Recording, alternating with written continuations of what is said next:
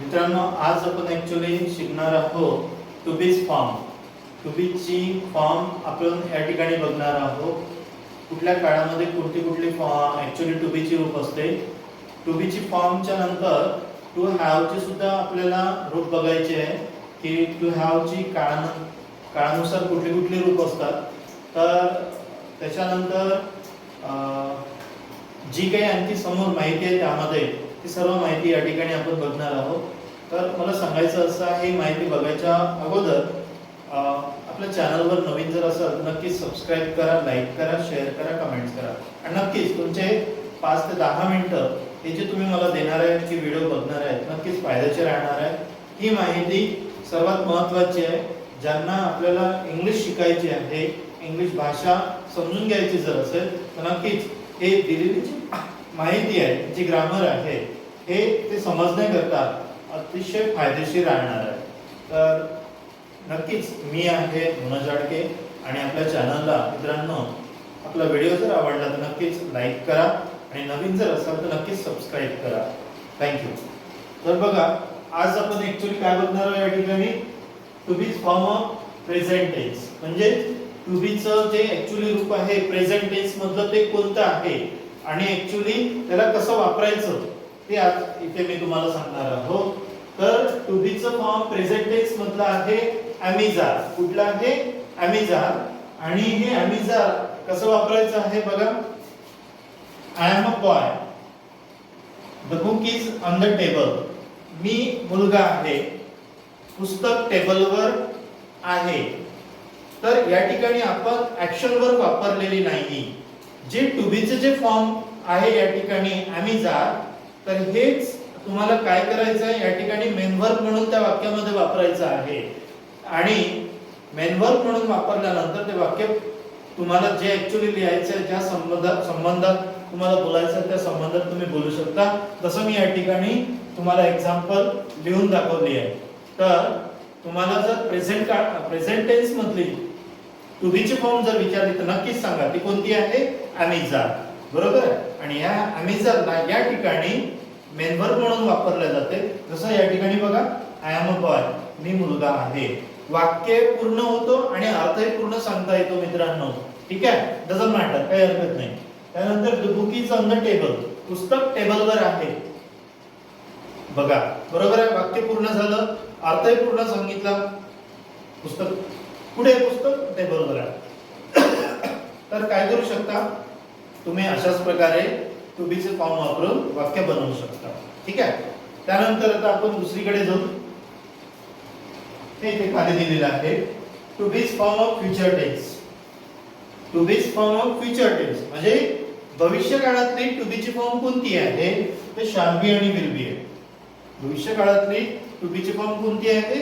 Shall be आणि will be आहे. लक्षात ठेवा, ही अतिशय महत्त्वाचं आहे वाक्यामध्ये वापरण्यासाठी. मी सांगितलं की टू बी चे फॉर्म ज्यावेळेस तुम्ही वाक्यामध्ये वापराल तर त्यानंतर ऍक्शन वर्ब वापरायची गरज नाही. वाक्य परिपूर्ण होते. कसं होते? हे एक्झाम्पल दिलं आहे. शी विल बी टीचर.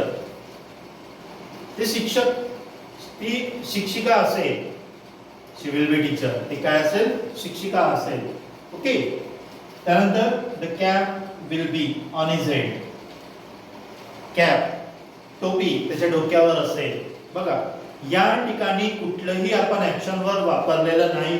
वाक्य आपलं पूर्ण झालेलं आहे आणि अर्थही त्याचा परिपूर्ण निघतो.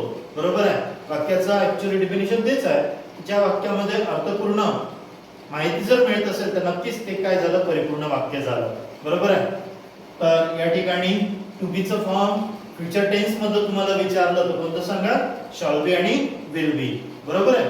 तर नक्कीच हे झाल्यानंतर या ठिकाणी आहे to be form of past tense. कुठला आहे? टू बी चं फॉर्म भूतकाळामधलं टू बी चं फॉर्म कोणतं आहे?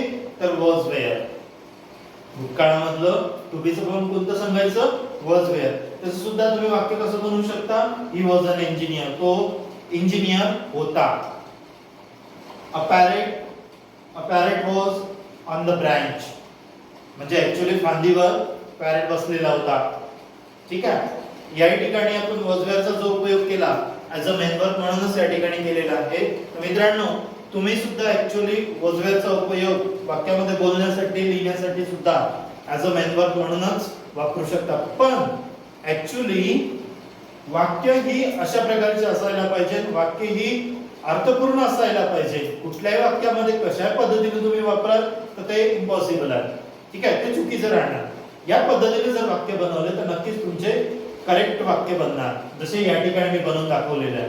लक्षात राहील.